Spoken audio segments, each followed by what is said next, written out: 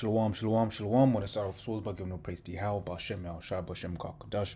Double honor, spouse of great most and honest you brothers doing the work of the most in truth and in sincerity. Yahweh's raw name of whom the world ignorantly calls God, Jehovah or Yahweh. His raw name is Yahweh, and his son's true name is Yahweh Shai. And only pray Yahweh, Bah Hashem, Yahweh Shai, Bah meaning in, Her meaning done, Sham meaning names, Yahweh. In the name of Yahweh Shai. It's a quick one inspired by a lesson that Apostle Orion Lab did, and he basically mentioned the word codified, right, or something to a similar word, right? So in law, it says codification is the process of collecting and restating the law of a jurisdiction in certain areas, usually by subject forming a legal code, i.e. a codex, book of law, right? And this was in the apostle had mentioned this in reference to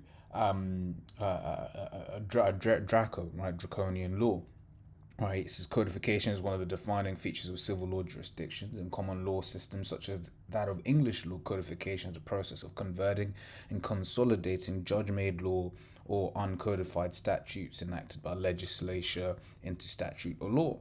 Right, I'm just gonna jump down to there was an interesting one. Where was it? Right, and so when you go down to international law codification and just this bullet point here, right, it says putting existing customs into written international agreements. Right now, why am I bringing this up? Now, this is very much the case that was with the law. Right now, our law, right, was oral before it was written in stone, if you will. In fact, let's just look up what written in stone idiom, right? Move to another tab. There we go, put it there. Using it written in stone meaning something's written in stone is permanent, cannot be changed. Let me see. We try to origins. Let's see where it comes. Code of the Mesopotamian system of laws enacted by Babylonian kings.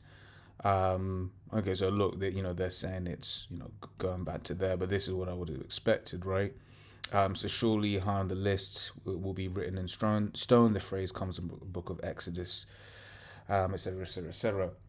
Right, but it's it's beyond the point, right? So you had the law, right? And you have certain people be like, oh, the law wasn't there, this that, and the other, but the law in the scriptures was there. It was just oral, right? And then what happened with Moses and all of the different laws that were written, right, was they got quote unquote codified. So we look into, I'm going to go to the blue letter here just to show an example, right? Because here on the blue letter, it has the headings, right? So Leviticus 14, for example, right? I just jumped to a particular chapter in Leviticus. It wasn't anything in particular, but you see, the law of cleansing a leper, right? All grouped together, cleansing a leprous house. Leviticus 15, on the other hand, cleansing unhealthiness and all of that. Leviticus 16, law and atonement.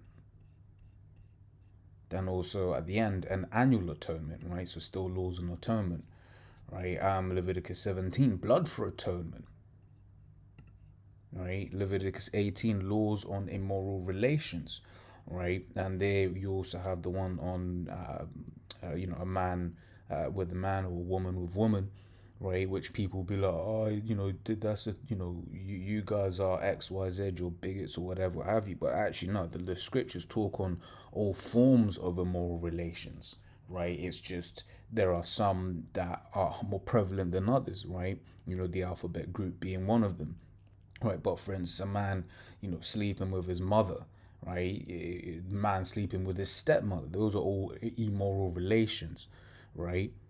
And that is what you call it, and there are punishments for all of those things, right? It's just in the outside world, that's just not something that you see very often, despite Esau's best attempts, because he tries to push that whole stepmom and stepson crap with that whole adult entertainment industry, right?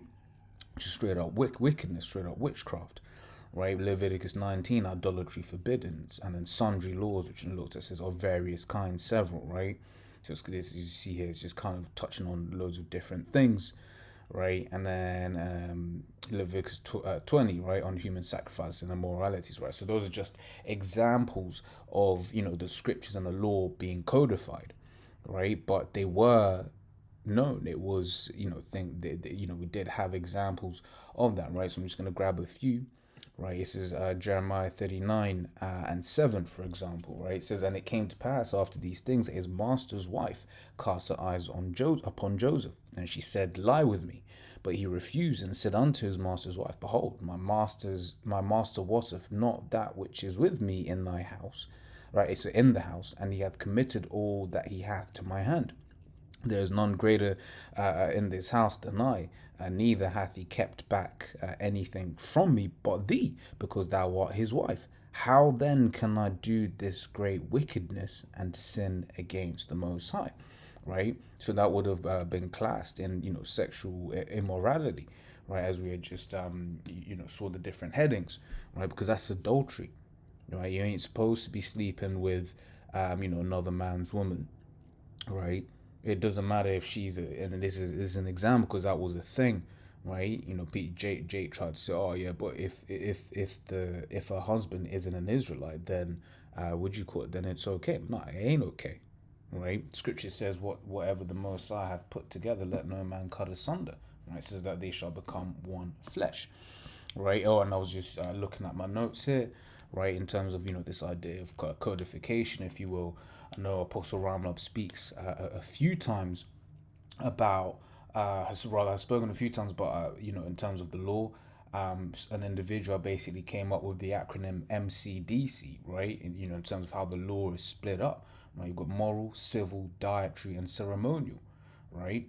And that's what you see here in the scriptures. Right? But as I was even thinking that is it this one that I was thinking of? Right, so this is Genesis 4 and 4, right? I'll start from 3. Right, it says, and in the process of time it came to pass that Cain brought of the fruit of the ground an offering unto Yahweh. And Abel, he also brought of the firstlings of his flock and the fat thereof. And the Lord Yahweh had respect unto Abel and to his offering, but unto Cain and to his offering he had no respect. And Cain was very wroth, and his countenance fell. Right, so then Yahweh said unto Cain, why art thou wroth, and why is thy countenance fallen? If thou doest well, shalt thou not be accepted, and if thou doest not well, sin lieth at the door, right? And unto thee shall be his desire, and thou shalt rule over him, right? So basically, there was an offering, right? And that idea of what was an acceptable offering, right, was known, right? Once again, this is all the way at Genesis, the 4th chapter, as an example. Right, so it was known what was, what was an acceptable offering and what wasn't. Another account which the apostle brought up in his lesson, right, is Genesis 12:13. Says, "Say, I pray thee, thou art my sister, that it may be well with me for thy sake." I believe this is another lesson. The Spirit came, had it come out.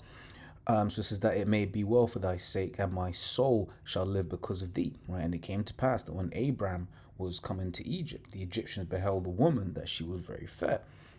Right, it says the princes also of Pharaoh saw her and commended her before Pharaoh, and the woman was taken into Pharaoh's house. Right, it's referring to Sarah, right? At this time she was referred to as Sarai. It says, and he entreated Abraham well for her sake, and he had sheep and oxen and he asses and men servants and maid servants and she asses and camels.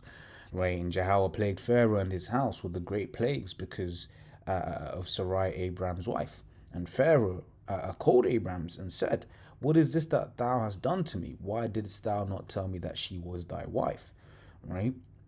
So once again, this concept of adultery, right, being referred to and spoken of right? Early on, before it was, once again, quote unquote, codified, right? In the books of the law, Leviticus and Deuteronomy. Deuteronomy meaning second book of the law, right? And the last examples is Genesis 7 and 2. Right, so of every clean beast thou shalt take to thee by sevens, the male and his female, right? And of the beasts that are not clean by two, the female and his female, right? Now, why was it seven by sevens and two by twos, right? Because in terms of these, right, the sevens were the clean animals, right? So that you know, those are the ones that were not illegible. What's the word? I always get this word mixed up. Those are the ones that we were able that Noah was able to eat. Right, whereas the two by twos, those weren't ones that Noah was able to eat.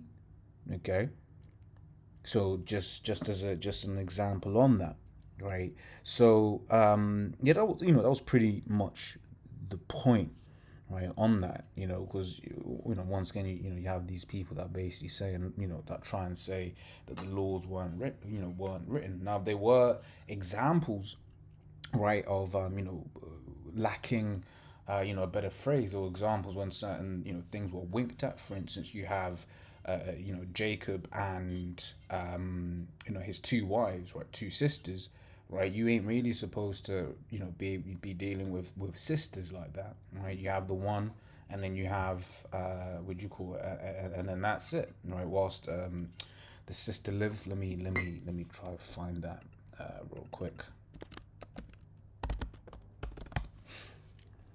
Says Leviticus 18 and 18, neither shall thou take a wife to her sister to vex her, to uncover her nakedness beside the other in her lifetime. Right, so yeah, you ain't supposed to be dealing with sisters, but those you have certain examples when the law, for lack of a better word, was winked at, right? But now that it has been codified, now that it is a set standard, that is that you ain't supposed to do that, right? So yeah, as always, Lord, what I was edifying, and to the next time we say shalom.